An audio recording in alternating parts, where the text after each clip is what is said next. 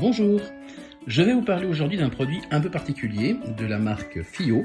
Il s'agit d'un DAC et amplificateur de casque pour appareils iOS, donc iPhone, iPod ou iPad. En fait, on peut l'utiliser avec un tas d'autres appareils également. Alors, qu'est-ce que c'est que cet appareil-là? Eh bien, tout simplement, c'est ce qui va nous permettre de pouvoir écouter de la musique en très haute résolution. Donc, on est en train de parler de passer bien au-delà de ce que peut permettre les traditionnels fichiers MP3 ou ce qu'on peut être en mesure d'avoir comme source audio étant Spotify ou Apple Music. On nous promet une qualité quand même déjà excellente sur ce genre de plateforme de streaming, mais l'échantillonnage et le spectre sonore qui est proposé est nettement en dessous de ce que peut vraiment être ce qu'on pourrait appeler de la qualité hi-fi. Donc cet appareil-là, couplé avec un appareil iOS, va nous permettre d'obtenir justement cette grosse différence de qualité. Bien entendu, pour être en mesure d'utiliser correctement, il faut aussi un casque qui soit capable de pouvoir restituer correctement le tout. Donc ici on peut voir donc que c'est un produit qui vient tout juste d'arriver. C'est une firme chinoise qui s'est lancée dans l'hi-fi depuis maintenant pas mal de temps et qui a un assez bon succès et la plupart des gens ont un excellent retour. Donc on va juste faire une petite partie unboxing par rapport au contenu. Donc je viens juste de recevoir l'appareil. Voilà.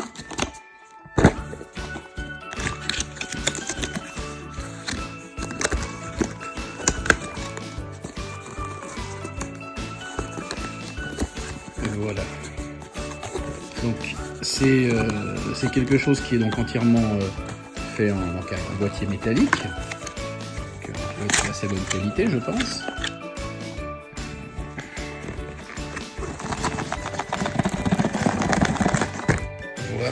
Voilà.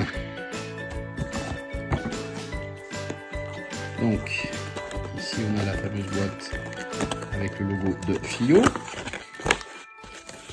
Voilà. Première chose, on tombe sur l'appareil. Donc effectivement, on a un beau métal brossé. On a ici le bouton de régulation de volume. Fonctionne quand même déjà assez bien, on peut voir qu'il y a encore du jus. On a ici les prises justement pour la partie casque, la partie balanced et la partie input en mode jack. De l'autre côté, on a donc la possibilité de pouvoir avoir un réglage de gain, la mise en basse d'une augmentation du niveau des basses également, et une entrée mini USB. On va regarder encore ce qu'il y a avec le reste de l'emballage.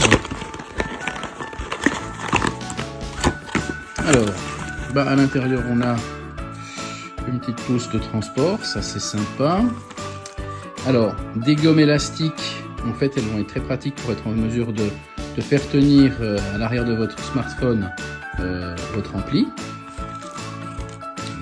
Il y en a quelques-uns en rechange selon la taille de diamètre de l'appareil. On a un premier câble, donc ici,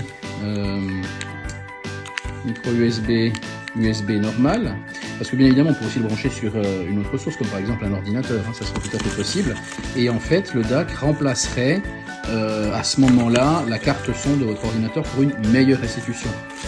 Une gomme de protection plastique que vous allez pouvoir mettre entre le dos de votre smartphone et votre ampli.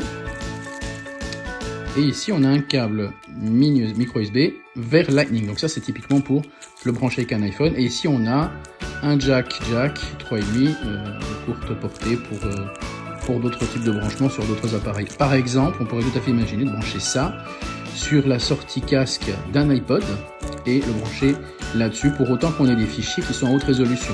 Donc comme je l'ai dit, le MP3 ne peut pas être considéré comme étant haute résolution. Par contre, on a de Log Vorbis, on a du FLAC, ou on a également des fichiers DSD. Je parlerai de tout ça dans un article, afin de pouvoir justement vous montrer un petit peu la différence. Alors pour faire un essai là-dessus, je vais brancher donc mon iPhone, et puis je vais donc vous mettre mon ressenti dans les articles. Pour l'écoute, je vais me baser sur deux types de casques. Donc un dont je vous ai déjà parlé, il s'agit du Parrot Zik 3, qui lui normalement a déjà une partie DAC intégrée avec en plus de ça une réduction de bruit. C'est un casque qui normalement a de très bons drivers internes, donc qui devrait pouvoir avoir une assez bonne restitution.